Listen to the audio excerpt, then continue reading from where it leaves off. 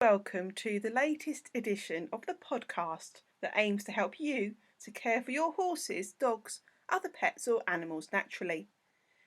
I'm Suzanne and I'm founder of TaraNet, the leading international natural animal healthcare consultancy at taranet.co.uk. In this episode, find out how you can groom your pet or other animal naturally. So first of all, how often do you groom your horse, dog or other pet or animal? Every day or every week? Or maybe you keep your horse on livery and pay for someone else to groom him or her for you. Or you may take your dog to a dog groomer.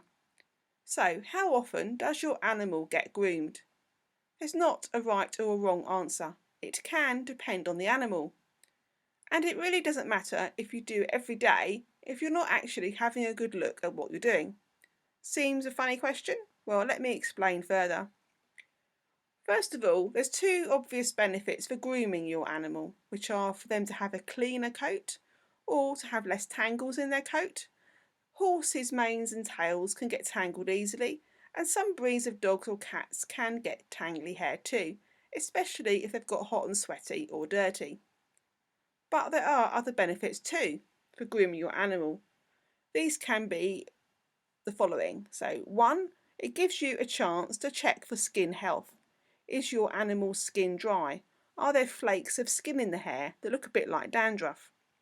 It could just be sweat, or it could actually indicate an underlying health condition. Number two, you can check for lumps and bumps. Are there any new lumps that may need checking out by a veterinary surgeon?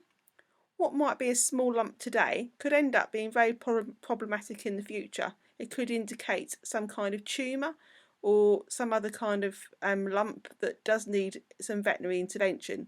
Don't leave it. Get help sooner rather than later. 3. Make sure your animal doesn't have ticks.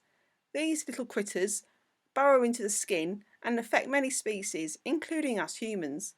They can cause serious disease and ill health. You can find out more information about ticks and natural approaches to tick management by looking at my blog post. There's a link to this in the notes of the podcast. You can also see, through grooming your animal, if there are any cuts that need attention. It's easy with an animal with longer hair or fur not to see a cut. It's better to find a cut and get it sorted out before a horse or dog gets lame or some kind of horrible skin infection that then requires veterinary intervention. Lastly, another great reason to groom your animal is that it enables you to increase your bonding. So what do I mean? It just gives you a chance through grooming your animal to spend time with them and to relax with them. They'll enjoy that and you'll get benefits too. So, even if you pay someone else to groom your horse or dog, you shouldn't rely on this alone to help keep your animal healthy.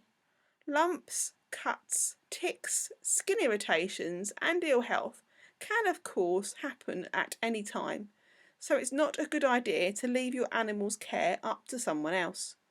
Leaving something a few days or longer can make a big difference to your animal getting ill or not. It can be easy too, when you're busy working or with other demands on your time, not to give your pet or horse or other animal your full attention.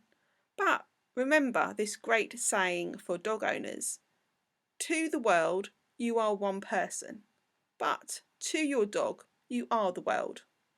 This applies to any animal you have the honour of looking after or owning. Well, I think so anyway. At the end of the day, we have chosen to have those animals in our lives, so it gives us a great responsibility to look after them the best we can. So, how can you use a natural approach to groom your animal? Here's 4 great tips. Number 1, choose grooming brushes that use natural fibres and aren't synthetic. Number 2, choose any grooming products, such as sprays, for instance, to help give your animal a great shine, that are natural. You can get a range of superb natural grooming products now for all animals, so there's no need to go for products with artificial chemicals. Number 3, What if your animal is nervous or doesn't like being touched?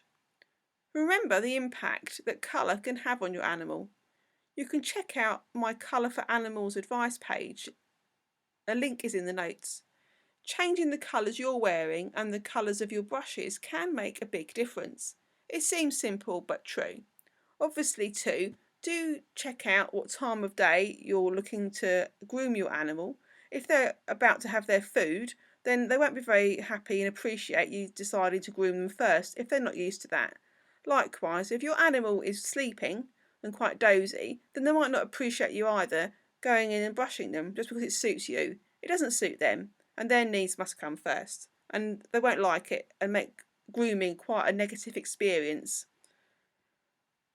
Number 3, or number 4 I should say. Lastly, what if your animal is a rescue and is fearful?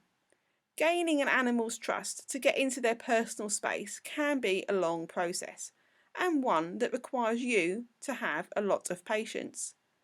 2 great tips to help a rescue animal overcome his or her fear is to try 1, the holistic technique Tellington Touch. This is a great support to not only training but building trust. Tellington Touch aims to improve communication and build positive relationships, helping your animal to be able to adapt to different situations and just be happier. You can get more information at the Tellington Touch website. Link is in the notes too. A top tip for Tellington Touch is it's not only a great technique for helping animals enjoy being groomed, but it's also great for many other situations. Another holistic technique you can try is the back flower remedies. There are 38 of these remedies which can be used to help animals in a wide range of emotional states. You can get more information on this natural therapy in my other podcast episodes or at my website. A link is again in the notes. So, to recap: 1. Use grooming your animal to not only keep good coat and skin health, but to also check for skin irritations, lumps, bumps and other health issues, and of course ticks. Natural ways to groom your animal are to 1. Use natural grooming brushes, 2. Use any grooming products which are natural and not with synthetic chemicals, 3. Use holistic approaches to help animals who are nervous or who just don't like being groomed. So you can use things like colour, Tellington Touch or back flower remedies to all help. And again, lastly, do check out what time of day and what your animal's doing before you want to brush them and groom them. Make sure it's a happy and enjoyable experience. I hope you found these natural pet and animal grooming tips helpful. Please like this episode if you've enjoyed it, and please share too if you know a horse or a dog who may find these tips useful. You can find lots more natural health for animals information at my website, taranet.co.uk. Until next time, goodbye.